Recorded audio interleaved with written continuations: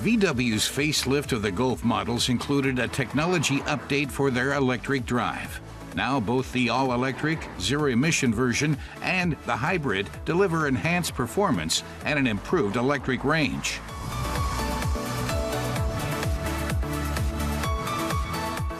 We look first at the GTE. Car tester Matas Kurat explains that GTE signifies the plug-in hybrid version of VW's bestseller.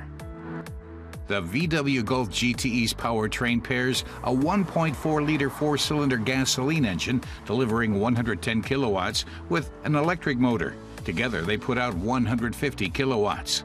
That's what the spec sheet promises, and that's pretty much what the model delivers in practice.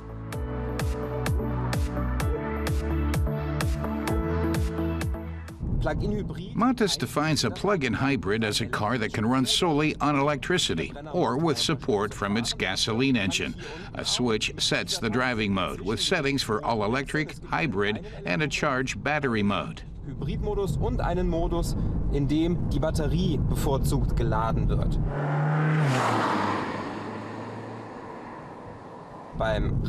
Matas points out that a frequent problem of all-electric driving is that people can't hear you, especially when you're moving slow. So the developers put in a switch that activates a low droning sound, enough to make pedestrians and bike riders aware of the car's presence. Radfahrer oder Fußgänger auf einen aufmerksam macht. Also new is the GTE's ability to use the navigation system to optimize the interaction between the two drive systems along the planned route. Matas adds that if the Golf GTE's 50-kilometer range is not enough, there's an alternative, and that's the e-Golf. The considerably larger battery gives it a range up to 300 kilometers on electric power only, while it dispenses with a gasoline or diesel engine completely. Aside from the design tweaks that came with the Golf's facelift, the new Volkswagen e-Golf can boast a vastly increased range. Its lithium-ion battery's capacity has been increased from just over 24 to nearly 36 kilowatt-hours.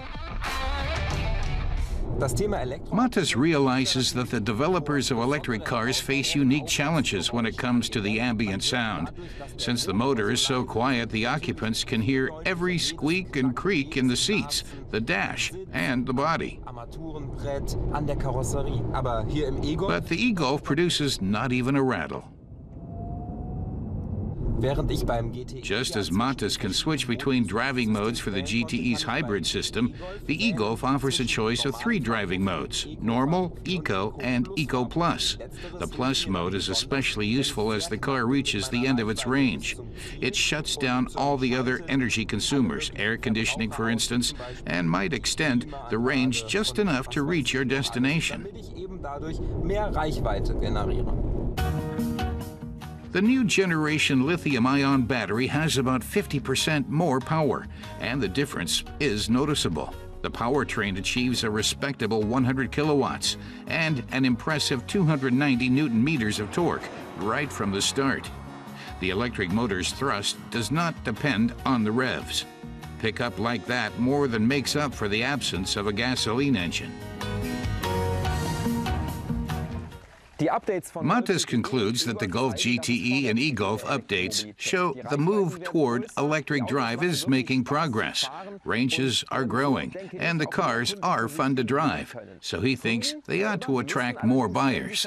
But if drivers truly want to reduce their carbon footprints, they'll have to make sure they recharge their electric cars from renewable energy sources, like hydroelectric, wind, or solar power.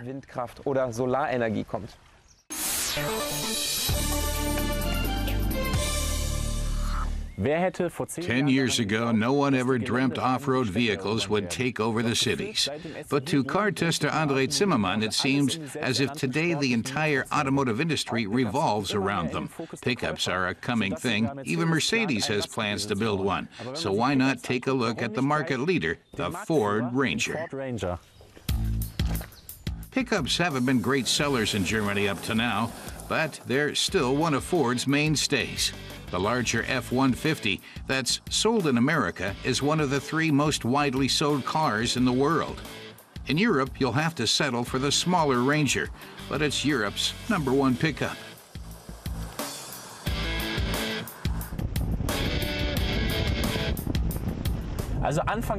At first, Andre had his doubts about the Ranger. He couldn't imagine being happy with it for long, but after getting acquainted with it, he realized it's a trusty companion, but it does have some drawbacks. For example, the off-road tires make the Ranger a bit loud in the interior, but Andre says you soon get used to that. Outside too, the big tire lugs make the Ranger loud. This Ranger's 2.2-liter 118-kilowatt diesel engine is not the quietest, but Andre says its sound only really gets on your nerves when you accelerate on a cold engine. Andre says people like SUVs because sitting high provides a better view of the road, but a Ranger driver towers over most SUVs and could spit on the roof of a VW Tiguan. And on the highway, a Ranger driver feels closer to the truck drivers than to car drivers. That's part of the charm of this rough rider.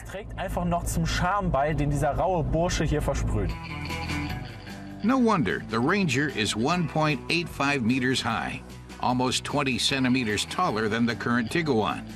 The Ranger also offers more assistance systems than you might expect. Many of the extras don't come cheap, but Andre thinks they are worth it. On offer are Sync voice control, a traffic sign recognition system, and a lane departure warning system. Andre's favorite is the adaptive cruise control, which maintains a set distance from the car in front. That makes highway driving safer and more comfortable. The Ranger offers additional technical refinements for off-road driving. A switchable all-wheel drive with high gear reduction is helpful in rough terrain. An additional off-road package with underride protection and a switchable differential lock in the back costs about $400 extra. But if, like us in our test, you stick to forest roads, for example, to gather firewood, you won't need all-wheel gear reduction or a differential lock. The Ranger is already widely used as a construction site vehicle.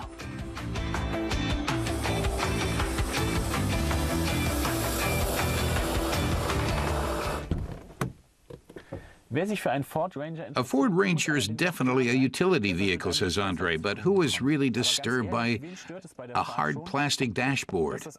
Or that down here, the craftsmanship doesn't sound tip-top. Andre would have liked softer padding on the door, but the steering wheel is top-notch. A clever detail is the cooled compartment in the center armrest.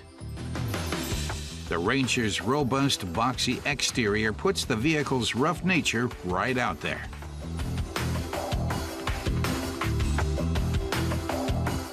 The limited version comes with a chrome-plated sports roll bar over the flatbed at no extra charge.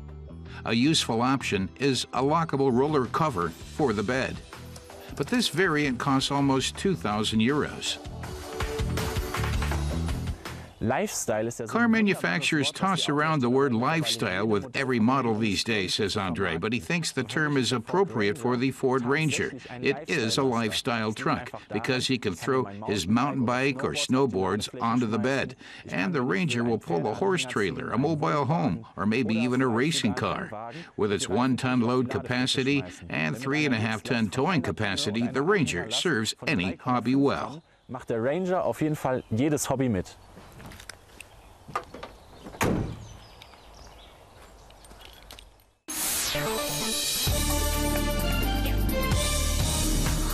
One of the 7th generation of BMW 5 Series is the new BMW 530e iPerformance.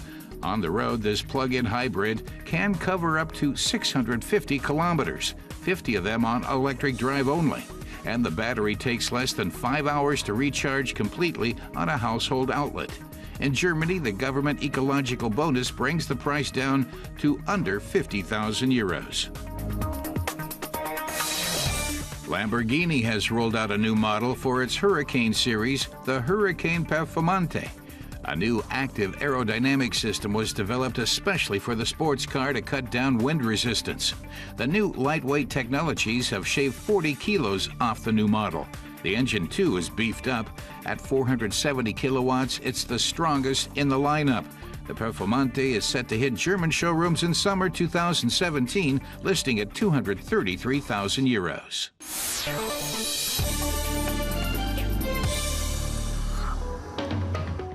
This is it, the first Seat Ibiza. It was the first model the Spanish brand designed on its own, and the start of a great success story. Teo Garcia was the engineer in charge.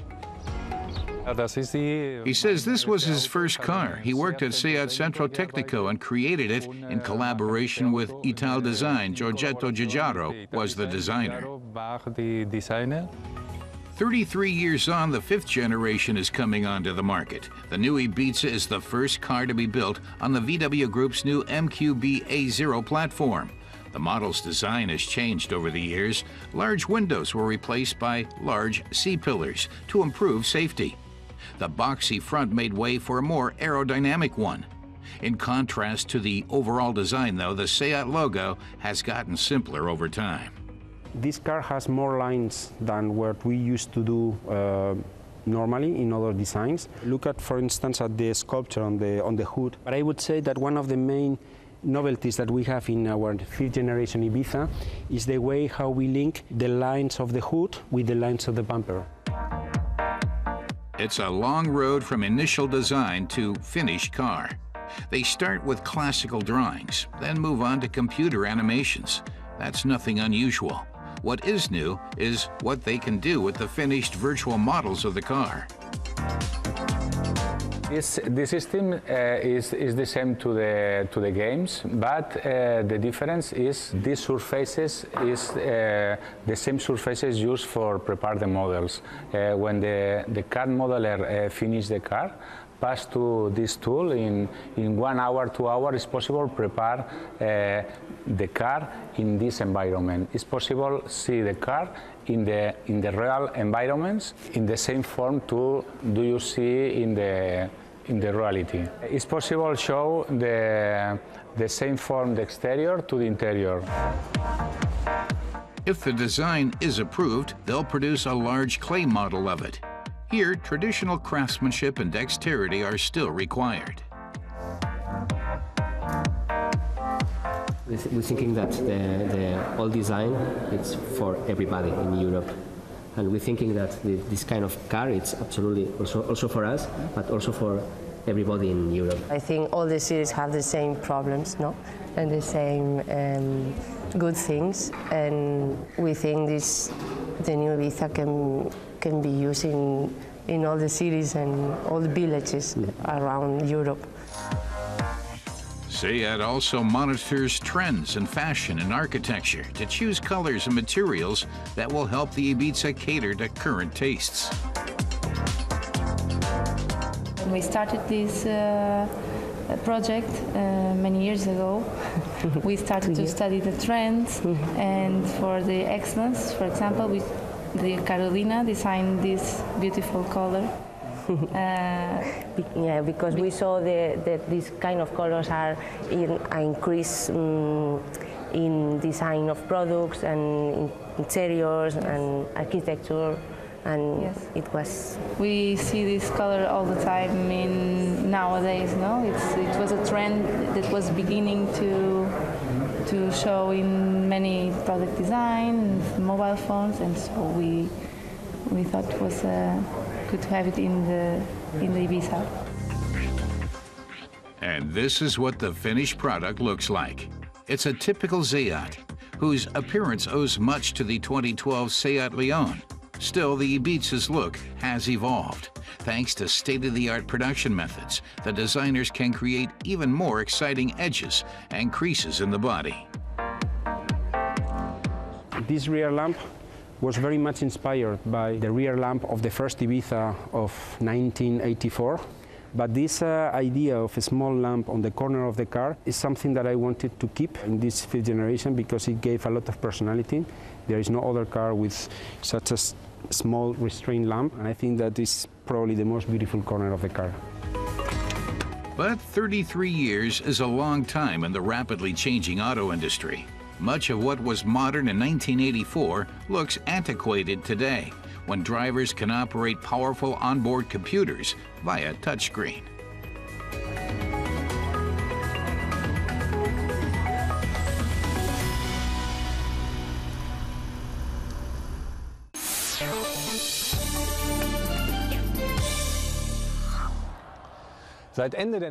Series production hybrids have been on the market since the late 1990s, says car tester Emanuel Schaefer. Most of them have a futuristic appearance and low drag. That goes for the Toyota Prius, the granddaddy of all hybrid vehicles, and the current Hyundai Ioniq. But the Kia Niro, which has the same technology as the Ioniq, looks like a normal crossover SUV. Aber einen ganz anderen Weg, denn sieht einfach aus wie ein ganz normales Crossover SUV. So, at first glance, you might not believe that this Korean model has hybrid drive. It has a system capacity of 104 kilowatts and makes do with a very modest 4.4 liters per 100 kilometers in combined fuel consumption. We're testing the variant with the top trim line, the Spirit, whose price starts at just over 30,000 euros in Germany. But the basic version, Edition 7, offers enough creature comforts too, like dual zone climate control, for example.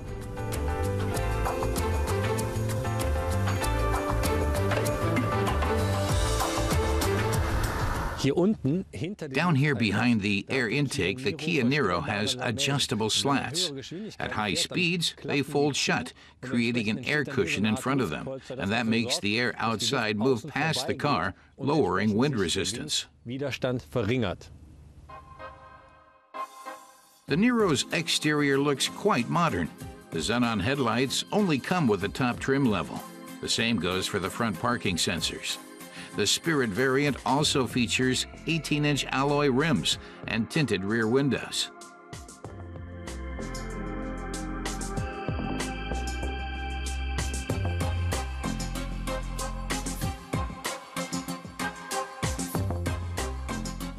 The Niro is around 4.4 meters long and has a wheelbase of 2.7 meters.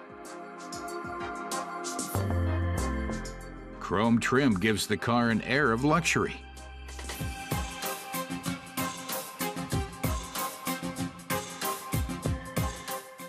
Conspicuous in the rear are the big taillights. They and the large bumper make the car seem very broad.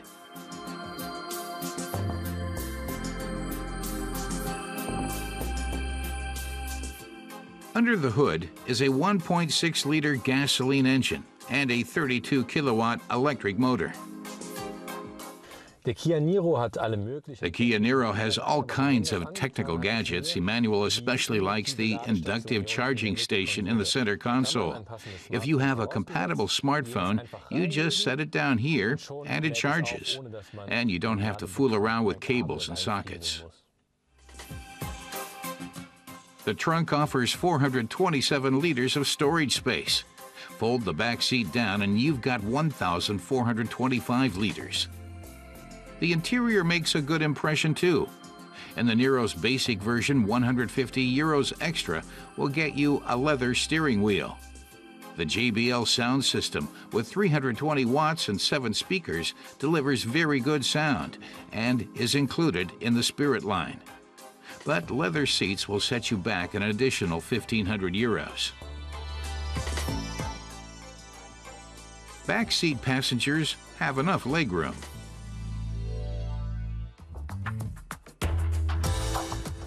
A hybrid engine is very useful, especially in stop-and-go traffic. The electric motor gets you started from a stop. Kia says you can run solely on the electric engine up to 120 kilometers an hour, provided you don't stomp on the go pedal too much. Unlike a plug-in hybrid, the Niro's battery is charged by a regenerative braking system.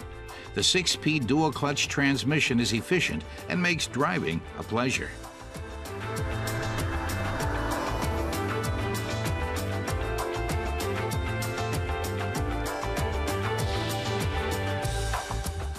Der Kia Niro hat The Kia Niro won Emmanuel over entirely. He says those wanting to check out the competition in the crossover hybrid segment could try the Toyota CHR, but its entry-level price is over 2,500 euros higher.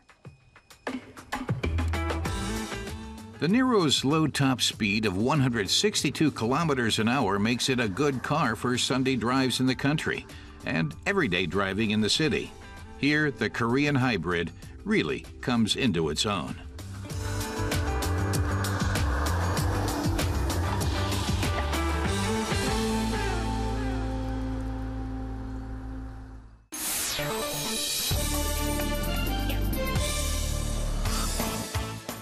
Tuning World on Lake Constance is Europe's largest trade fair devoted to car customization. With sport suspensions, body kits, and disco lights galore, it's a celebration of the automobile and individuality that draws some 110,000 visitors. Tuners, amateur and pro, are here to see and be seen and display their automotive masterpieces. Among them is professional tuner Sidney Hoffman. As far as he's concerned, Tuning World is the most important tuning fair. People come to show off their cars and gather new ideas they can put into practice right off. For him, this is what kicks off every new season.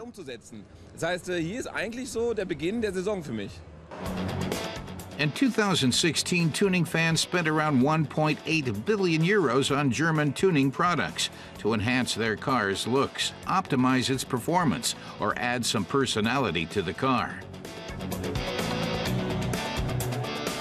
The 15th Tuning World also testifies to the emancipation of the electric car, which brings up the subject of sound engineering.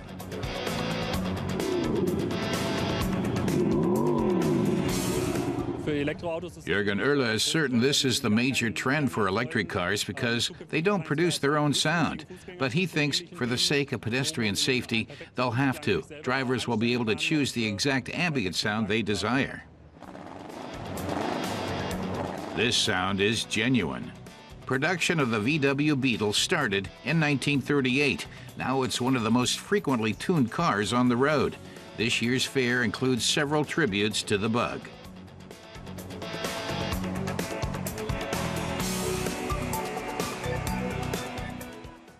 Philip Seibold is sure once you've sat in a Beetle, it becomes such a passion you'll never want to get out. Sidney Hoffman's stand is an object lesson in tuning to perfection. Star tuner and wide-body artist Akira Nakai of Japan works by his own rules, live on stage. With a crowd looking on, he cuts and fits an aerodynamic skirt. It's one of a kind. Nakai works only with Porsches, and only if the chemistry with the owner is right. And with Sidney Hoffman and his Porsche 993 C4, the bond is instant.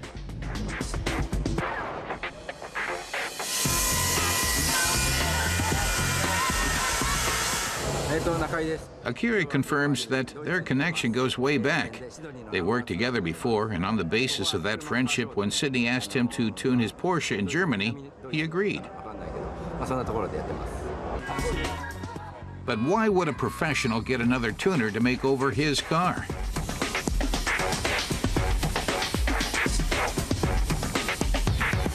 Sidney admits the question is justified. Of course, he prefers to work on his cars himself, but Akira Nakai isn't just anyone.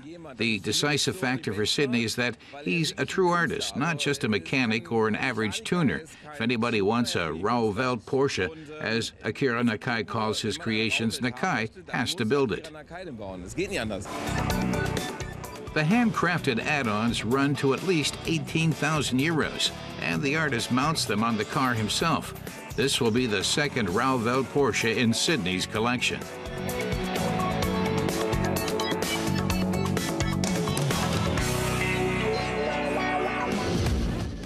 The tuning scene adores its stars. Their talents are as diverse as their characters. The more eccentric, the better. There's something for everyone, and no shortage of ideas at Tuning World on Lake Constance. It's an invitation to get creative.